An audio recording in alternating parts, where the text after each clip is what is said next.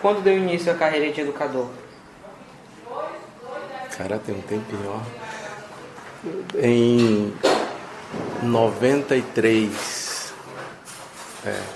Tornou-se professor por opção ou outros motivos o levaram à realização desse trabalho?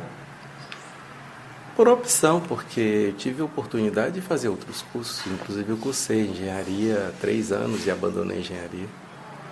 Eu sou professor porque eu gosto de ser professor. Quando começou a lecionar no Polivalente, quanto tempo permaneceu em exercício na mesma escola? Eu comecei a lecionar em 96, Polivalente. Então de lá para cá, uma faixa de uns 18 anos, 20, nessa faixa, por aí. Quem era o administrador, diretor da escola? Professora Magali. O senhor se lembra da proposta pedagógica da escola na época? Ensino por projetos, né? Ele sempre que eu trabalhei no Polivalente, sempre foi voltado a ensino por projetos. Quais eram as atividades propostas pela escola? Feiras de ciências, principalmente, né? Eram ações sociais. A escola participava de algum tipo de evento de caráter social educativo? Sim, a escola sempre participou de todos esses eventos que tinha no município e criados pela própria escola. Sempre a escola fez projetos envolvendo a comunidade, como a limpeza das praias. Teve um período que nós fizemos um projeto para pintar, recuperar algumas casas de pessoas que moravam em lugares de difícil acesso, em pessoas mais carentes, arrecadar materiais de limpeza para a escola, arrecadar alimentos, mantimentos para ajudar as pessoas carentes, outras para ajudar o pessoal das enchentes. Então sempre o trabalho social, a escola sempre, do período que eu estive na escola, a escola sempre trabalhou em cima realmente de trabalhar para a comunidade. Como eram as feiras de ciências da escola? Bem, primeiro eram feitos trabalhos em sala, não é? Que eram formados grupos de pesquisa por turma, porque quando foi aberto para fazer grupos individuais, grupos menores, ficou muito difícil porque a quantidade de projetos foi muito grande. Então, antes nós trabalhávamos, era 1 ou no máximo 2 projetos por turma. Tinha turma muitas vezes que nós juntávamos 2 turmas para fazer um projeto, não é? Porque eram projetos grandes, mas eram expostos sempre no pátio da escola. Era um dia especial, geralmente eram 2, 3 dias especiais só de apresentação de projeto. Existiam outras atividades no projeto político-pedagógico da escola aberto à comunidade? Quais? Sempre existiram projetos voltados para isso. São aqueles projetos que eu falei de limpeza das praias, de conscientização das pessoas, né, na questão da preservação do meio ambiente, questão da limpeza da escola, manter a escola limpa, né? Isso aí a gente sempre bateu muito em cima dessa tecla. A questão também de respeitar o próximo, em acessibilidade, aceitação das pessoas com dificuldade de locomoção, com problemas de visão. E a questão sexual também, né? Sempre a escola bateu muito nessa tecla, né? Porque há muitas diversificações dentro da escola. A questão religiosa também, sempre foi trabalhado um pouco de cada coisa isso daí. Os pais dos alunos possuíam participação ativa na escola? Olha, como toda escola, tem um grupo bom, né, que se interessa, que participa, mas sempre nós procuramos fazer com que uma grande maioria participasse, né? Então, pelo menos os projetos que eu fiz, eu sempre consegui envolver a turma toda. Tanto que o projeto Década de 70, a abertura da Transamazônica, eram 2 turmas que ninguém queria orientar. E eu conversei com a professora Poliana e pedi para que ela me ajudasse, e nós fizemos a orientação desse projeto. E esse projeto foi um dos projetos que teve destaque em nível de estado e em nível nacional. Qual a participação dos professores no GEX? Bem, a questão do GEX, no período em que nós trabalhamos no Poli, o GEX não acontecia. Porque o GEX, ele parou ainda na década de 80. O GEX era muito tempo quando eu era aluno do Poli. Então, o GEX ele começou na década de 70, no período em que eu ainda fazia quinta, sexta série no Polivalente. Então, foi quando o GEX teve uma repercussão muito grande, muito boa. Mas isso depende também de cada prefeito, porque isso é uma questão municipal, como o próprio nome diz, GEX, né? Jogos Estudantis Iguara. Então, a função ele era principalmente para as escolas municipais. O Polivalente, como na época era ensino fundamental e todas as escolas também eram estaduais, não era municipalizado ainda, então ele participava. Mas de um período para cá eu não vi mais falar em GEX. Quais os eventos mais importantes que o senhor participou como professor do Polivalente? Eu participei de muitas feiras de ciências em Belém, né? Junto com vários alunos, com vários projetos, inclusive alguns projetos nossos que foram premiados lá. Participamos também em jogos, né? Jogos estudantis aqui, mas em nível estadual, porque eram organizações do Estado. E todos os outros projetos em que a escola, como o projeto Tartarugas, Onde Estão e Onde Irão Ficar, que foi orientado pela professora Inês Trevisan, nós estivemos na Escola Bosque, em Belém, fazendo pesquisa, trocando informações com o pessoal da Escola Bosque, também em Marabá, com uma outra escola lá em Marabá, e em Tucuruí, que os alunos foram conhecer a hidrelétrica de Tucuruí, para perceberem as diferenças, né, dos impactos ambientais, o que aconteceu lá. E foram 40 alunos e 10 professores da escola. E foi um período, fomos até Breu Branco também, quer dizer, toda aquela região que foram afetados pela barragem de Tucuruí. Nós fizemos visitas e alguns alunos fizeram entrevistas, enquanto uns estavam com um grupo da Norte Energia recebendo informações, o outro grupo estava entrevistando as pessoas, os ribeirinhos, né? Pessoas que moravam na comunidade local. Um momento inesquecível em sua carreira ocorrido no Polivalente? Todos foram inesquecíveis. Desde que eu entrei naquela escola, que a minha vida toda foi dentro do Polivalente. Essa é a verdade. Eu sempre me doei de coração para a escola. É muito difícil eu dizer assim que aquele momento foi melhor que o outro, porque cada momento teve seu momento, teve a sua seu valor, né? Cada um com a sua especificidade. Então é muito difícil para eu dizer assim, olha, esse momento foi melhor. Eu acho que todos os momentos em que a gente consegue trabalhar e que o grupo escolar, né, e que a comunidade escolar e que os alunos se interessam, tudo isso é prazeroso. Eu acho que o nosso objetivo principal é levar o conhecimento àqueles que precisam e que querem recebê-los. O governo estadual contribui efetivamente na manutenção da estrutura física, administrativa e pedagógica da escola? Ao modo deles, né? Se nós dissermos que não, seria como é que se diz? Seria demagogo, mas por outro lado, como todo mundo já sabe, mínimo, né? Porque nós sempre fizemos campanhas para que nós pudéssemos sobreviver. Essa é a verdade. O que eles fornecem normalmente são materiais de expedientes, coisas desse tipo. Mas nossos projetos mesmo, que eu me lembro, assim, poucos projetos que receberam um incentivo. Quando ganhamos os prêmios lá fora, que conseguimos trazer algum dinheiro para dentro da escola.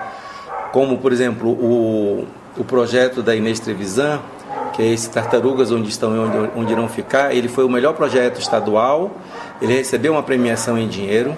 Ele foi o melhor projeto da região norte e também recebeu uma outra premiação em dinheiro. E foi o melhor projeto do Brasil.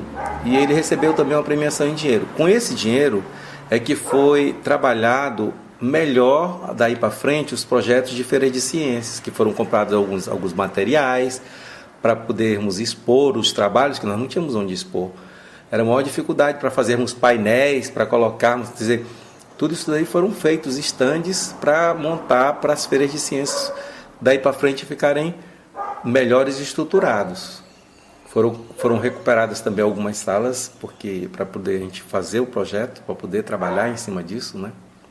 Comprado, acho que ventiladores, algumas coisas assim, para melhorar as condições de ensino. Porque se nós ficássemos só esperando pelo Estado, eles só diziam, nós vamos mandar, e nunca chegava. Quais as principais dificuldades enfrentadas pela escola no período que o senhor trabalhou lá? Todos os que vocês enfrentam até hoje.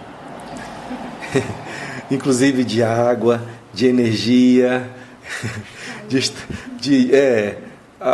nós tínhamos ainda, agora já tem os quadros que são com pincéis, que nós brigamos muito por causa disso.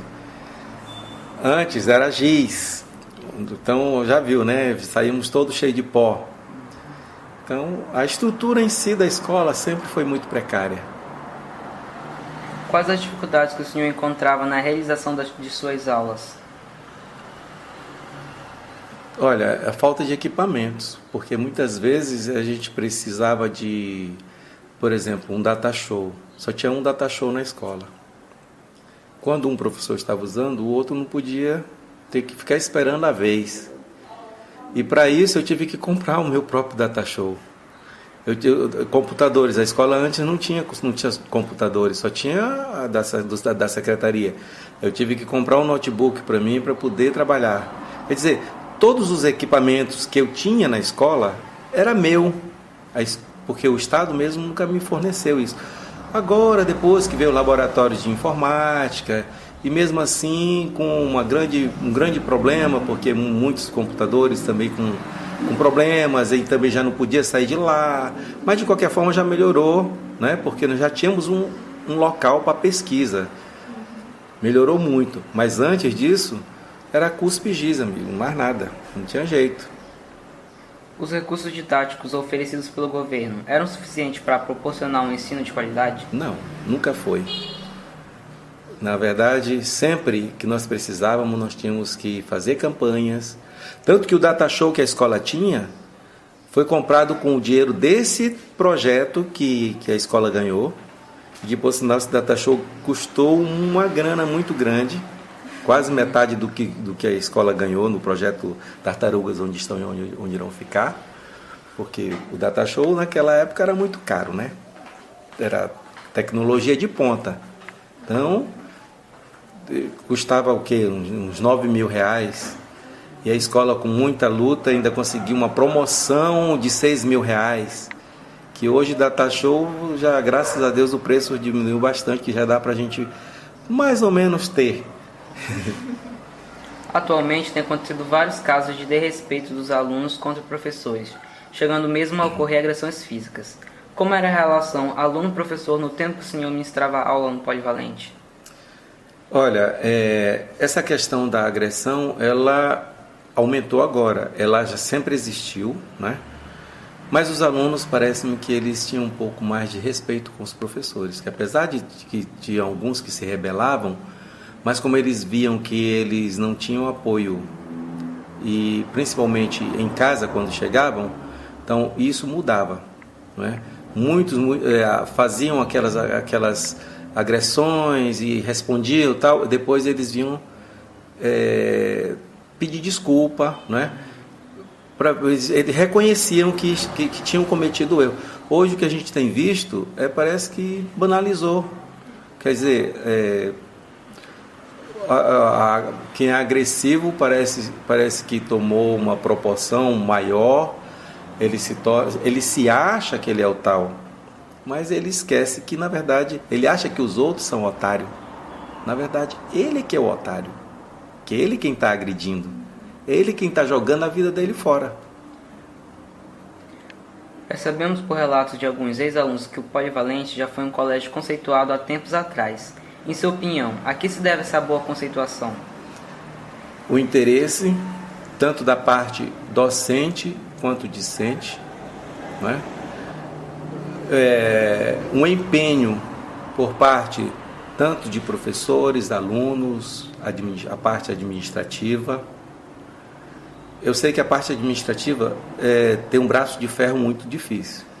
Essa é a verdade. Não é fácil você administrar uma escola, principalmente sucateada como a escola se encontra hoje, né? Onde você precisa de tudo e tem que pedir, só pede e nunca chega. Isso aí, cada ano que passa, a pessoa realmente vai desmotivando. Essa injeção de ânimo, ela não é fácil para você continuar fazendo a mesma coisa e sempre um outro ponto principal, o reconhecimento da questão administrativa para aqueles que realmente trabalham, aqueles que realmente querem se dedicar. Porque não é fácil a gente fazer trabalhos, a gente continuar se doando para a escola e fica muitas vezes até depois do horário e não ser reconhecido, não recebe muitas vezes nem um muito obrigado. Mas se você faltar ou chegar atrasado um pouquinho, você é chamado a atenção. Bem, é nossa obrigação chegar dentro do horário, com certeza. Mas também é nosso direito sair dentro do horário. Então, eu acho que assim, as compensações, né, os reconhecimentos devem existir. Dos trabalhos, das dedicações, né, o envolvimento com a sociedade. Porque ser professor hoje é um desafio. Na verdade, sempre foi um desafio. Mas a gente tem percebido que cada dia que passa está sendo mais complicado. Eu acho que agora a gente tem que andar com colete também à prova de bala. Hoje o Poli encontra-se em uma estrutura precária, sem água e estrutura decadente, problemas de manutenção. Por que isso ocorre? O que poderia ser feito para solucionar os problemas que a escola tem enfrentado? Olha, primeiro, eu acredito que é uma questão política isso daí. Porque inúmeros pedidos já foram feitos pela direção da escola, eu acredito também que pela Secretaria de Educação, pela SEDUC aqui, né? Aliás, aqui é a URI, né?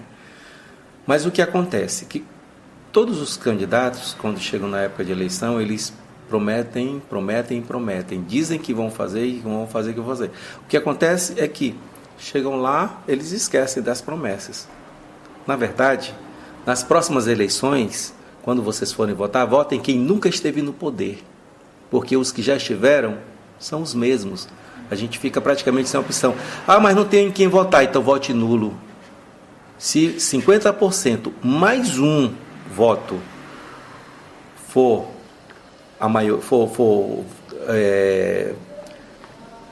na apuração, né, das eleições, for colocado em pauta, o que vai acontecer?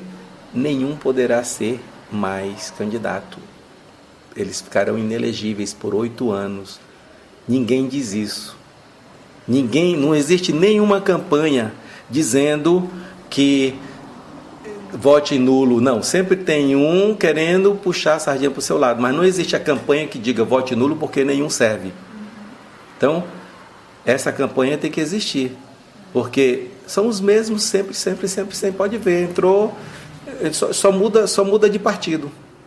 Muda de partido. Mas até aquele do partido da oposição, quando ele se elege, ele chama o outro para ser secretário dele. Quer dizer, mudou o quê? Nada. Continua tudo a mesma coisa. Por isso, ele não tem o mínimo interesse. Tanto prova que está aí, os mensaleiros aí. Quer dizer, o cara desvia dinheiro e não é punido, não existe nada, não acontece nada. É capaz de eles quererem me punir porque eu estou dizendo isso. E aí, tio, conseguiu? Sim. Achou? Desenvolveu algum tipo de enfermidade devido aos anos de profissão? Sim. Sim, porque é o seguinte, quando a gente trabalha, e ainda mais naquelas condições, né? Respirando giz, muito calor, água precária, né? Então, sempre, de vez em quando, a gente costuma gripar muito, né? Em função desse tipo de coisa. A questão de alimentação. Nós temos um horário muito corrido, porque nós saímos... quem tem o 7º tempo, como era no meu caso, eu saía quase 1h da tarde. 1h30 já tinha que estar na escola de novo, quer dizer, almoço corrido, estômago arrebentado. Então eu tive realmente problema muito sério de estômago, inclusive. Mas graças a Deus isso aí eu já consegui superar, já consegui tratar. Algum arrependimento? Não, porque eu acredito que eu procurei fazer tudo o que eu quis, mesmo que a escola não me desse suporte. Quando a escola não me dava suporte, eu corria atrás. Muitas vezes tirei dinheiro do bolso para fazer. Então, eu me arrependo do que não fiz, porque muitas vezes nem tudo dá para a gente fazer, né? Mas, graças a Deus, as coisas que eu me propus a fazer dentro da escola, eu fiz sim, isso aí. E faço se for preciso. Alguma saudade? Muitas. Muitas saudades, porque para mim a educação eu escolhi para ser professor. É uma coisa que eu gosto, né?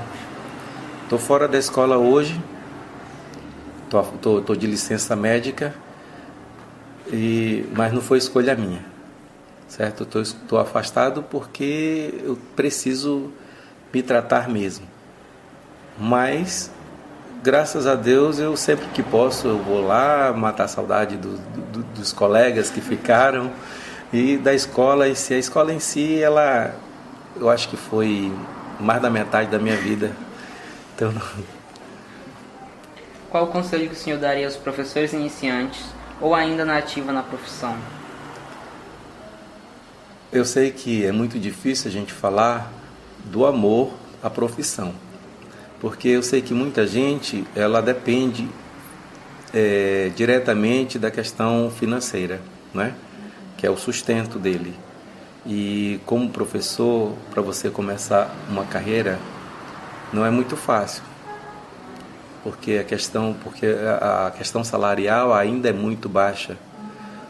Tanto que, só para você ter uma ideia, uma servente do judiciário ganha mais do que um professor. Só para você ter uma ideia, como salário base. Então, é muito estimulante, né? Mas como professor, tem um outro lado. Você tem que observar, você tem que perceber que você está trabalhando com pessoas e que você vai formar cidadãos. Você vai transformar vidas. Você vai ajudar a melhorar a qualidade de vidas daqueles que querem serem ajudados. Então, isso é prazeroso quando a gente consegue lá na frente encontrar pessoas que dizem: olha, muito obrigado porque o senhor me ajudou nesse ponto aqui. Muito obrigado porque o senhor conseguiu me orientar, senão eu seria um perdido. Então, isso não tem preço. Realmente, a questão do salário, ela é muito importante, porque nós precisamos comer, nós precisamos viver com qualidade, né? Mas não pense apenas na questão salarial, porque muita coisa não depende só do salário. A vida não depende só do salário. E qual o conselho para os alunos?